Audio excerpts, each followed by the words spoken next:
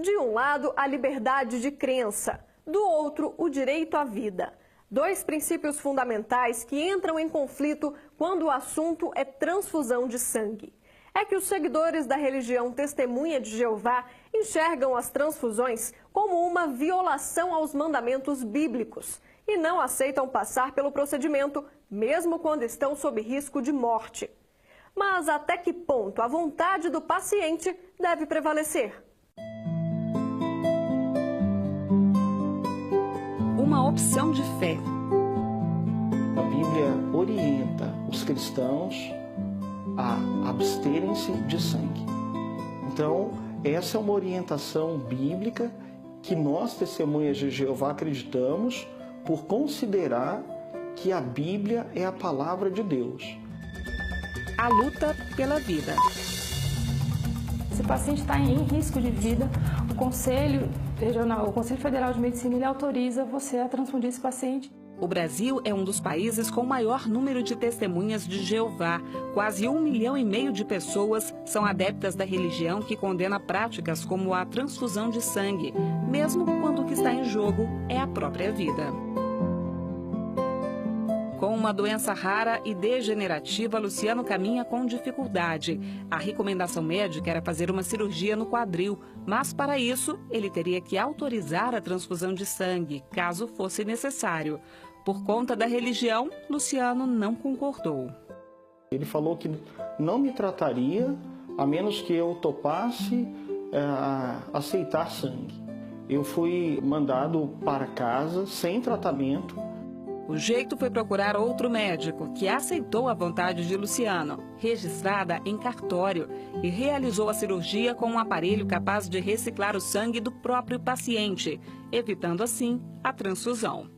Esse aparelho, ele aspirava o sangue que estava sendo derramado, purificava e me devolvia. De modo que no final da cirurgia, a quantidade de sangue que eu havia perdido tinha sido mínima. O médico, ele precisa entender que o paciente ele tem direito à autodeterminação, se ele vai aceitar um tipo mais agressivo de tratamento ou não. Nádia é médica, especialista em doenças e tratamentos do sangue. Ela explica que nem sempre é possível oferecer aos pacientes um tratamento alternativo. Uma cirurgia, se não for urgência, ele pode ser preparado. Mas existem algumas situações, algumas doenças que a gente fala, inflamatórias, que essa preparação que o paciente Testemunha de Jeová ele tanto orienta, não dá tempo. Então, infelizmente, ainda existem algumas situações que a gente precisa usar a mão do sangue. Em Minas Gerais, uma paciente Testemunha de Jeová com leucemia aguda e anemia informou aos médicos que não aceitaria ser submetida à transfusão de sangue. Ela chegou a entregar a eles um documento registrado em cartório. Como os médicos insistiram no procedimento, ela buscou a justiça para ter o desejo respeitado. Mas, em primeira instância, a paciente não foi atendida. A Associação Brasileira de Serviços Hospitalares alegou à Seção Judiciária de Minas Gerais que a transfusão era urgente e indispensável para a preservação da vida dela. Nos casos em que o paciente corre risco de morte, o Conselho Federal de Medicina autoriza a transfusão de sangue, desde que o procedimento seja registrado por pelo menos 2 médicos.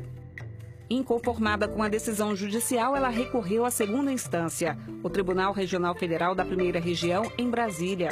Afirmou haver tratamentos alternativos que já estariam sendo feitos em outro hospital desde o ajuizamento da ação na Justiça.